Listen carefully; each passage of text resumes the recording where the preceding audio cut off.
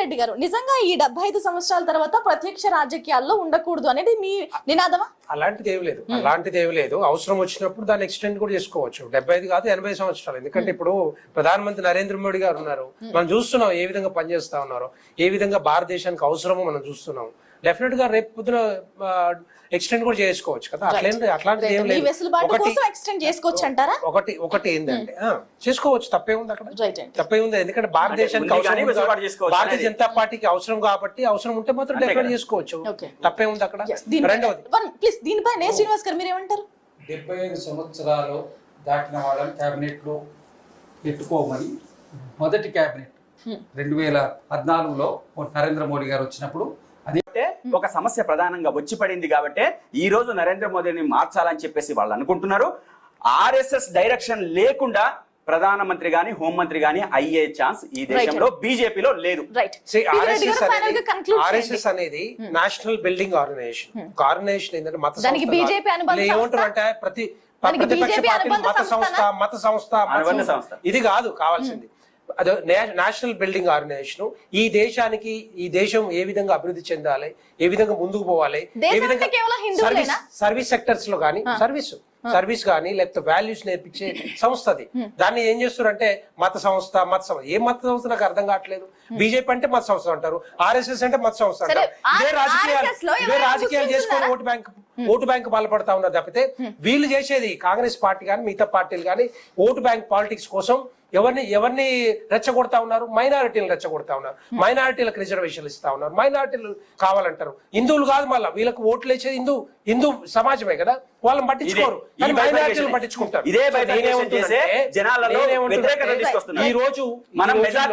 ఈ రోజుల్లో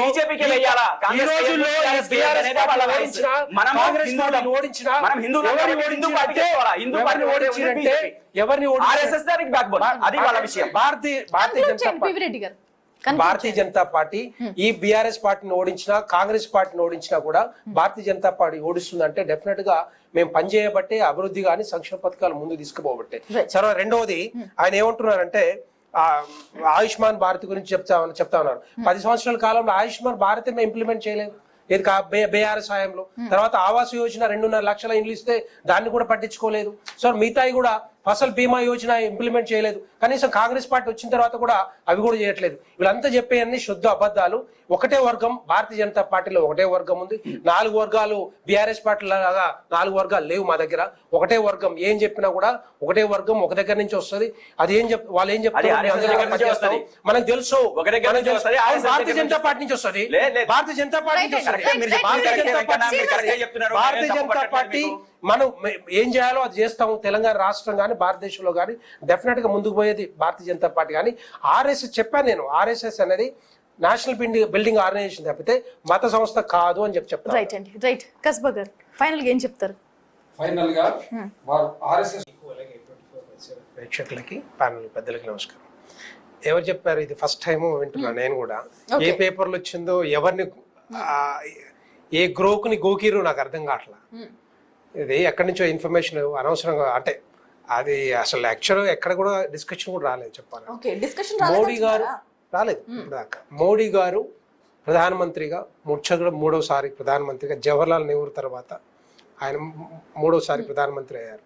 ఆయన అభిమానము, ఆదరణ, ప్రేమ భారతదేశ ప్రజల నుంచి అసలు అమితంగా కనపడతా ఉంది, రోజుకు రోజు కనపడతా ఉంది. మొన్నటికి 3 days బ్యాక్ అనుకుంటాను, టైమ్స్ ఎక్స్ప్రెస్లో ఒక సర్వే కూడా వచ్చింది, ఎవరు బెస్ట్ ప్రధానమంత్రి లేకపోతే ఎవరు బెస్ట్ లీడర్ అని చెప్పేసి చెప్తాను. ఆ లీడర్ అంటే కూడా ప్రధానమంత్రి నరేంద్ర మోడీ గారి నుంచి చెప్పారు. ఆయన ఇక్కడే కాదు, ఇంటర్నేషనల్ లీడర్. ఆయన ప్రపంచంలోనే నెంబర్ 1 పొజిషన్ లో ఉన్నారు. టాప్ పొలిటికల్ లీడర్స్ లో కూడా ఆయననే, అడ్మినిస్ట్రేటర్లు కూడా ఆయననే చెప్పాలంటే. మొన్న పోయినప్పుడు అమెరికాలో కూడా ట్రంప్ ఆయన దగ్గర మనం చూసాము, వాళ్ళ మధ్యలో ఎంత స్నేహపూర్వక ఇది ఉందో, ఫ్రెండ్షిప్ కనపడతా ఉందో. డెఫినెట్ గా ఇది అంటే ఎక్కడో ఒక దగ్గర ఎవరినో ఒకరిని అడిగి, బయట చాట్ బాట్ అని ఒకటి ఉంటుంది, ఎలన్ మాస్క్ ది. దాన్ని గోకితే మాత్రం ఏదో ఒకటి వస్తూనే ఉంటుంది దాంట్లో. కొంత ఇన్ఫర్మేషన్ వేరే దగ్గర నుంచి పంపించచ్చు దాంట్లోకి, లేకపోతే కొంత చెప్పవచ్చు. సో ఇవన్నీ కూడా ఏంటంటే కల్పిత వాతావరణమే తప్పితే ఎక్కడ కూడా రియాలిటీ లేదు. నేను చెప్తున్నాను, ఇంకోసారి చెప్తున్నాను మన ఈ టీవీ ద్వారా కూడా, నెక్స్ట్ 2029లో కూడా ప్రధానమంత్రిగా ఎవరు అంటే నరేంద్ర మోడీ గారే ఉంటారు అని చెప్తాను. 75 సంవత్సరాలు ఓకే, ఆయన బేషక్గా ఉన్నాడు, ఆయన యోగా చేస్తారు, ధ్యానం చేస్తారు, ఏ టాపిక్ అయినా, ఏ రంగంలో అయినా, ఏ సబ్జెక్ట్ అయినా చూడకుండా మాట్లాడేంత స్తోమత ఆయనకు ఉంది.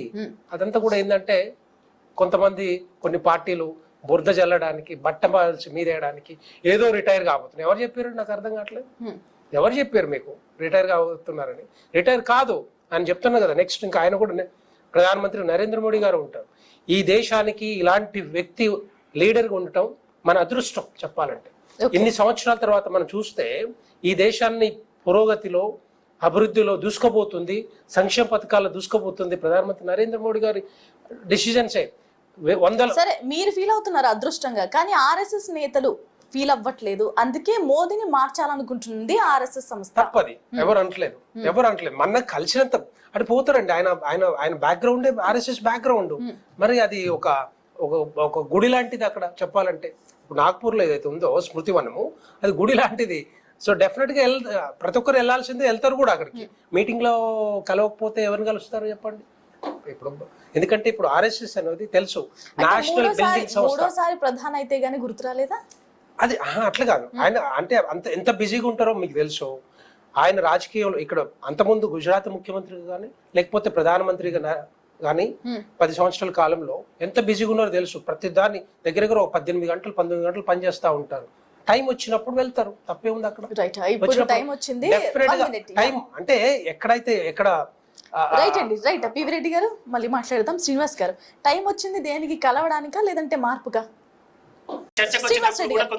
రైట్. పివి రెడ్డి గారు, నిజంగా ఈ 75 సంవత్సరాల తర్వాత ప్రత్యక్ష రాజకీయాల్లో ఉండకూడదు అనేది మీ నినాదమా? అలాంటిది ఏమి లేదు. అవసరం వచ్చినప్పుడు దాన్ని ఎక్స్టెండ్ కూడా చేసుకోవచ్చు. 75 కాదు, 80 సంవత్సరాలు. ఎందుకంటే ఇప్పుడు ప్రధానమంత్రి నరేంద్ర మోడీ గారు ఉన్నారు.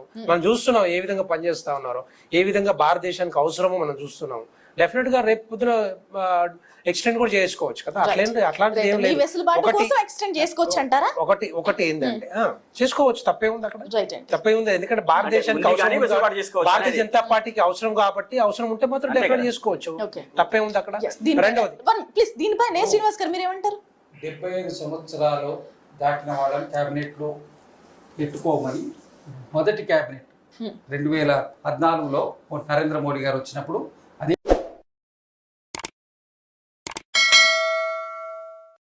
Hi friends, thank you for watching this video. ఈ వీడియో కనుక మీకు నచ్చినట్లయితే దయచేసి లైక్ చేయండి, షేర్ చేయండి. ముఖ్యంగా మా ఛానల్ 24/7 న్యూస్ టీవీని సబ్స్క్రైబ్ చేసుకోండి.